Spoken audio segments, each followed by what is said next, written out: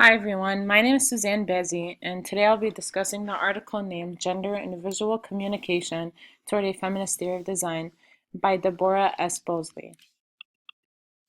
To begin, here's a basic preview of what I will be discussing. The whole idea of this article discussed the impact of feminist theory on visual design. My key ideas that I'll be discussing include the gender differences in creating knowledge, the psychology of visual design, social construction and visual theory, analysis of a certain gender research study, and the implications for a feminist theory of design. So first off, what is feminist theory? Feminist theory favors a social constructivist paradigm, integrates visuals and text in a more holistic manner, and focus on context in creating both text and visuals. This theory arose from research on visual design and empirical studies based off the work of the author. The research provided in the next slides provide implications for technical communicators. Analyzing gender differences and creating knowledge. So when comparing men and women come to know the world through connectedness, cooperation, and consensus in their interactions with themselves and others. Males, on the other hand, privilege autonomy, individualization, and competition.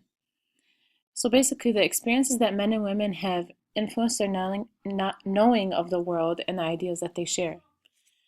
Also, we come to know reality as a construct, not as an object. An objective vision is available only through a partial perspective, and such single-sightedness obscures our search for knowledge. Univocal knowledge lacks truth and precision, especially when dealing with science and technology. There are definitely many perspectives of learning in our society. Next, the psychology of visual design. The hierarchy of the visual and the verbal within technical communication represents the converse of privileging of vision over the other senses. Visual language conveys facts and information more clear, using tables, charts, graphs, etc. Social construction and visual theory. All communication depends on accepted conventions. If there is no agreement, there is no mutual understanding. We as people are constructing reality, and the meaning behind visuals is it finds its effectiveness individually. The psychology of perception and gender. Perception arises from many different experiences and influences that causes many types of responses that men and women have. It is an ongoing dynamic process which provides different feedback. For example, shape and color preferences. The test shows that females show a higher preference for color than form when compared to males. Different test results show the difference in verbal, visual, spatial, and mathematical abilities between girls and boys show that girls develop these skills at a younger age. Men and women perceive things differently and observe objects and figures in many different ways. Studying gender as a variable in producing visuals. So the author conducted a study using 64 males and 64 females that were tested to create a visual of a 6-step water purification plant, and the following results were recorded. Males produced more distanced visuals, and women produced more representational visuals. According to numbers and shapes, males choose rounded and intended figures, whereas women choose angular shapes.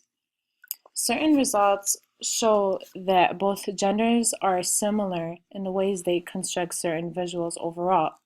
Even though there were slight differences, the test showed that there are no significant differences considering gender variability. Variation within the sexes may be more important than the differences between them. So, implications for a feminist theory of visual design. Feminist theory of design would concede to the social constructivist paradigm of the subjective interaction of viewer and viewed. This means that having a more subjective perspective or pinpoint, a more personal voice promotes a better overall understanding throughout technical documents. Feminist theory also eliminates the hierarchy of visuals and text and represent information by balancing both. Lastly, feminist theory of design encourages technical communicators to consider the contextual dimensions of both their documents and of the corporations of which they work. They basically encourage technical communicators to appreciate the context of their environment and pay more attention to visuals.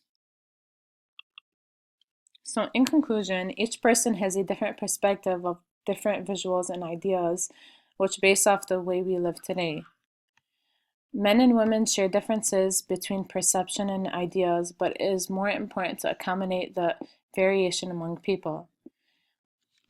A quote that stood out to me said that all of reality is based off social interpretation, which is true.